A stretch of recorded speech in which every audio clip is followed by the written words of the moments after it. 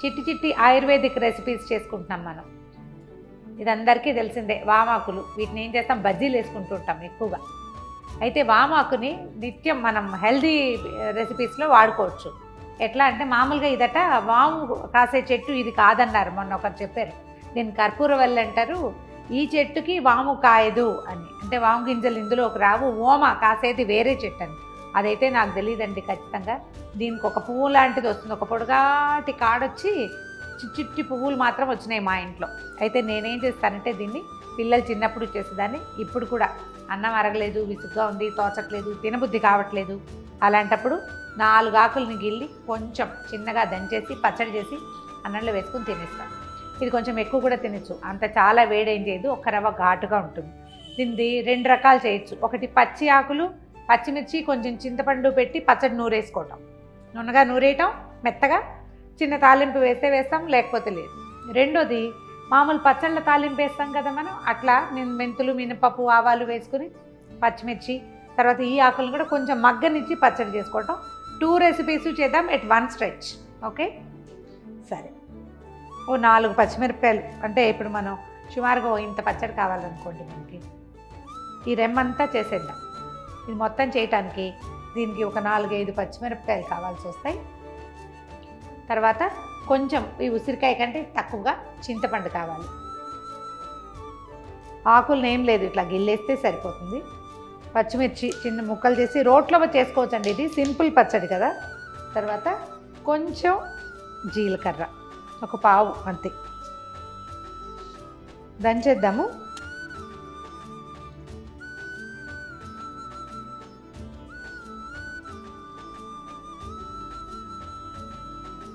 కొంచెం చింతపండు వేస్తున్నాను. తర్వాత దీనికి సరిపడా ఉప్పు కూడా. చింతపండు కొంచెం కడిగేసి చక్కగా బాగా కడిగేసి పక్కన పెడితే అది మెత్తగా అయిపోతుంది. నానబెట్టాల్సిన పని ఏం లేదు, కడిగి పెట్టుకోవాలంతే శుభ్రంగా.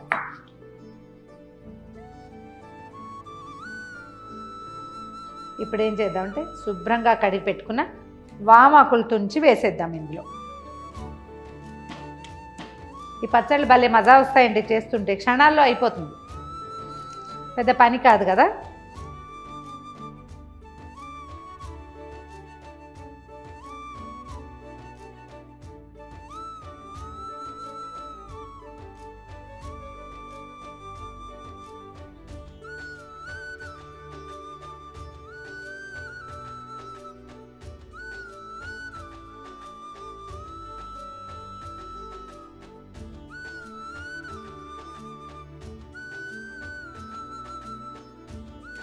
మన చక్కటి గ్రీన్ పచ్చడి రెడీగా ఉందండి. దీంట్లో తాలింపు వేసుకోవచ్చు, మానేయచ్చు, మన ఇష్టమే. చిన్న తాలింపు వేస్తే ఏదో కాస్త అందంగా ఉన్న ఫీలింగ్ వస్తుందన్నమాట. ఇది ఒక రకం కదా. దీంట్లో ఏం చేద్దామంటే ఒక చిన్న తాలింపు వేద్దాము.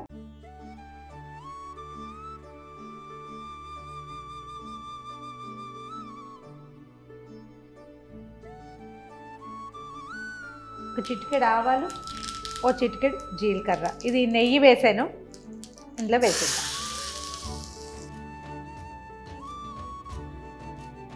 అయిపోయింది ఫ్రెష్ వామాకుల పచ్చడి. ఇది ఒకటి. 2 వెరైటీ చూద్దాం. దీంట్లో ఏంటంటే తాలింపు పెట్టుకుని ఆకులు కొంచెం మగ్గనిస్తే బాగుంటుందన్నమాట. మూకుడులో ఒక స్పూన్ నూనె వేయండి, నువ్వుల నూనె అయితే చాలా బాగుంటుంది.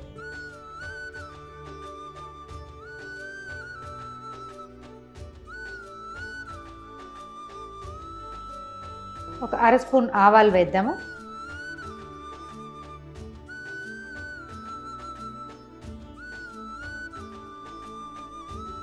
ఆవాలు చిటపట్లాడాక కొంచెం మినపప్పు, ఆవాలు ఎన్నేసేమో మినపప్పు కూడా అంతే.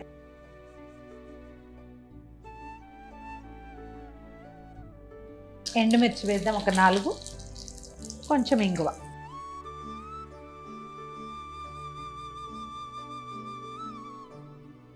ఇందులో జీలకర్ర లేదు, ఇప్పుడు రోట్లోకి బదలాయించేద్దాం దీన్ని.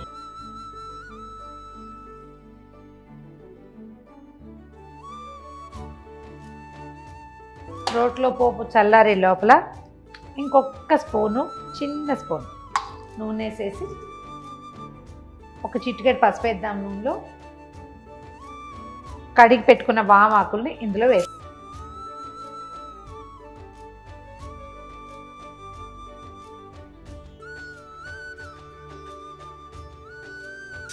కొంచెం ఆకుల్ని మగ్గనిస్తే సరిపోతుంది.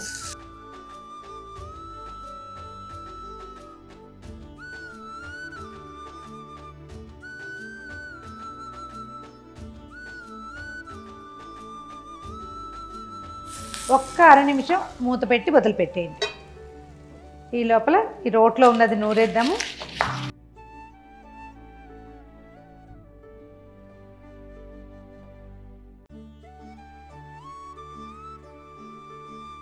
రోట్లో కొంచెం చింతపండు వేద్దాము.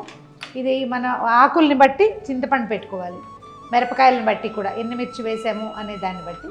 తక్కువే వేసాం కదా, ఒక బుజ్జి ఉసిరికాయ కంటే కొంచెం తక్కువ, అది కూడా వేసి నున్నగా నూరేసేయండి.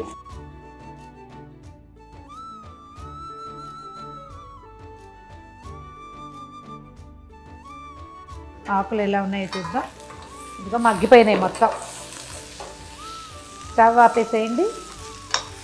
ఈ మగ్గిన ఆకుల్ని రోట్లోకి షిఫ్ట్ చేసేద్దాం.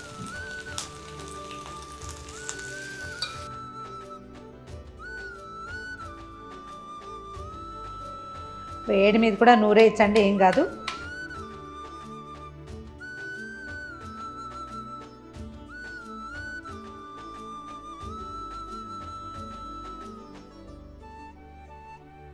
పచ్చడికి సరిపడా ఉప్పు వేద్దాము.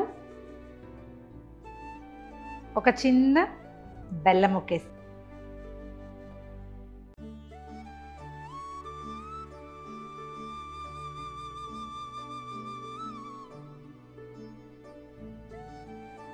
మెత్తగా నూరేయండి. ఆకులు భావకం కనబడకూడదు, పోపు అంతా నలిగిపోవాలి. తీసేద్దాం. ఇంకా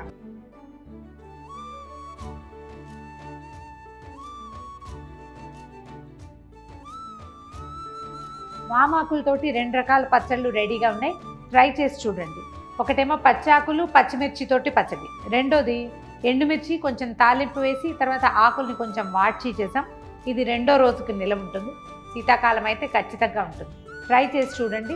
హెల్దీ షార్ట్ రెసిపీస్లో ఇవి ఎంత ఆరోగ్యానికి మంచివో ఒకసారి మనకు తెలుస్తాయి. చేసి చూసాక ఈజీగా ఉంది, హెల్దీగా ఉంది తెలుసుకుంటే, దీన్ని మన లైఫ్ స్టైల్లో భాగంగా చేసుకుంటే చాలా రకాల హెల్త్ ఇష్యూస్ని బీట్ చేసేయగలం.